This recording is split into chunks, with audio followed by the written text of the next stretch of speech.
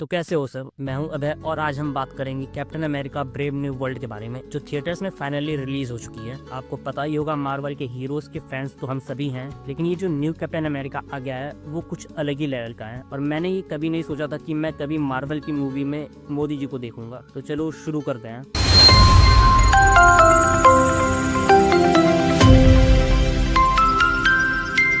पहले तो ये समझ लो कि ये मूवी किसी के लिए भी इम्पोर्टेंट है। हम सब जानते हैं कि स्टीव रॉजर्स का रोल अब सैम, जो पहले फैल्कन थे, अब वो कैप्टन अमेरिका बन गए हैं। और ये जो ब्रेव न्यू वर्ल्ड है ना, इसका मतलब कुछ और ही है। ये मूवी सिर्फ सुपर हीरोज के लिए नहीं, बल्कि ये एक नया चैप्टर शुरू कर रही है मार्वल की आने वाली फिल्मों के लिए। मार्वल सिनेमैटिक यूनिवर्स के अंदर ये 35th फिल्म है, जिसको देखने के लिए तुमको technically the incredible Hulk, captain America 1, 2, 3, Avengers infinity war, end game, falcon and the winter soldier की टीवी सीरीज और इटर्नल्स, ये सब देखना जरूरी है। लेकिन अगर तुम लोग मार्वल फॉलो नहीं करते हो और तुम्हारे पास इतना टाइम नहीं है, तो तुम लोग इस फिल्म को डायरेक्टली देखने जाओ। इंटरवल तक आपको सारी बातें समझ आने लगेंगी, क्योंकि फिल्म एक चीज पर बहुत ज्यादा काम करती है, अपना इंफॉर्मेशन ऑडियंस को ठीक तरह से डिलीवर करने का। और रिलीज से पहले अगर तुमने इसकी मार्केटिंग देखी होगी, तो उसके अंदर बोला जा रहा था कि हम फिर से वापस ओल्ड डेज में जा रहे हैं। वही ओल्ड इज गोल्ड वाली चीज कैप्टन अमेरिका, विंटर सोल्जर और सिविल वॉर बनाई थी, एकदम सीरियस टोन को फॉलो करने वाली।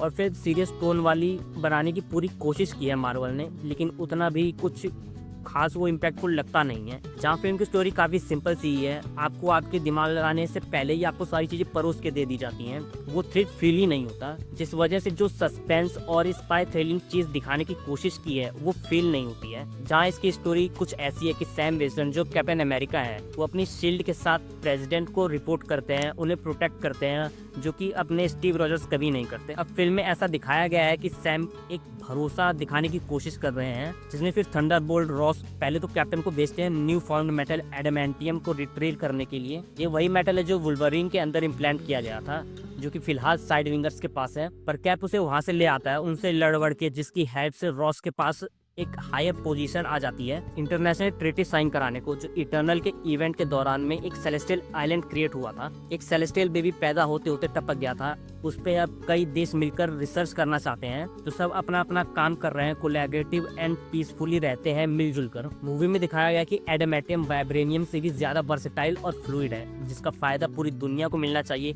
वाइब्रेनियम की तरह किसी एक देश के हाथ में नहीं। जहाँ पे ये बात चली रही होती है कि तभी प्रेसिडेंट पे हमला हो जाता है आइजिया के थ्रू, एंड और भी कुछ 4-5 मेंबर्स होते हैं अंदर, जिसका मास्टरमाइंड द लीडर होता है। ऑल्सो उन्होंने समाइल स्टर्न्स, अपने 2008 के इनक्रेडिबल हल्क वाले। और स्टर्न्स गुस्सा है रॉस से, क्योंकि उसने उसे दशकों तक कैद में रखा और उसके ऊपर गामा रेडिएशन के डोजेस को बढ़ाया एंड और भी ज्यादा टॉर्चर किया। उसके दिमाग का इस्तेमाल किया अपने गलत कामों के लिए, और उसी का बदला लेने के लिए स्टर्न्स अब रॉस को पूरी दुनिया के सामने एक्सपोज करना चाहता है और उसका असली चेहरा दिखाना चाहता है। और अब रॉस सबके सामने एक बेटर इंसान बनना चाहता है, तो अब उसी की पूरी इमेज को लीडर अब खराब करना चाहता है। पूरी मूवी में मोटा मोटा हिसाब यही था, एंड लीडर के थ्रू रेड हल्क को जगाना सबसे बड़ा सरप्राइज था। एक्शन की बात करें तो ये मूवी फाइट, स्टेजेस, एक्सप्लोजन्स, सब कुछ एकदम नेक्स्ट लेवल करने की कोशिश करती है। और सैम अपने शील्ड को कैसे यूज करते हैं हर जगह फाइटिंग में, वो अच्छा लगता है देखने में। मूवी में इस चीज पर काफी ज्यादा फोकस किया गया है कि कैप्टन अमेरिका की लेगेसी, रेस्पॉन्सिबिलिटी और लीडरशिप का कॉन्सेप्ट कैसे इवॉल्व कर रहा है। सैम के लिए ये सिर्फ एक शील्ड नहीं, पूरा एक नेशंस का होप है। ओवरऑल बात करो तो स्टोरी इज नॉट इनफ कि इस मूवी को देख के बोल सके कि सैम, साबित कर दिया तुमने कि तुम ही कैप्टन अमेरिका हो। मेरा मतलब है, जो चीजें वो falcon and the winter soldier के टीवी सीरीज में करते नजर आ रहे थे, और वही चीजें वो इसमें भी करने की कोशिश कर रहे थे। एंड ऑब्वियसली सैम विल्सन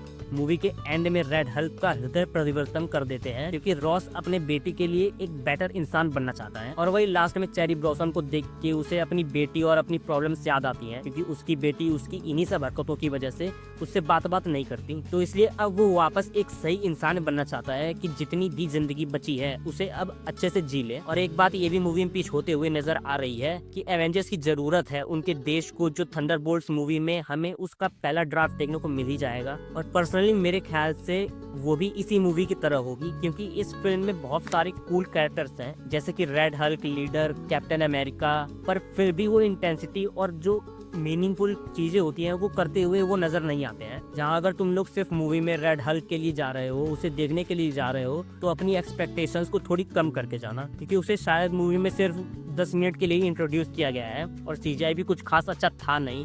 जैसा पहले आपने ओरिजिनल हल्क में देखा था या मार्वल की पुरानी फिल्मों में देखा होगा। मतलब वो आपको किसी गेम के सीजीआई कैरेक्टर की तरफ फील होता है, लेकिन फिर भी ठीक ही था। जहाँ ये सब होने के बाद भी अपने कैप्टन अमेरिका के लिए कोई थ्रेट रियल फील होता ही नहीं है। जैसा आपने स्टीव रॉजर्स को देखा ही होगा, उस बंदे की लिटरली लगे पड़े होते हैं एंड एक एक इंट्रोडक्शन उसका इतना हैवी फील होता है कि कैसे भाई इसके साथ ये सब कैसे हो गया। उसकी फटी पड़ी है, शील्ड टूट गई, लेकिन वो फिर भी खड़े होकर शील्ड को टाइट करना और I can do this all day बोल के पिलना शुरू कर देना। स्टीव का क्या था कि बेशक अकेले ही लड़ूंगा जब तक उम्मीद खत्म नहीं हुआ है, और वो एक्चुअली फील होता था, पर वो चीज यहाँ फील नजर होती हुई नहीं आती है।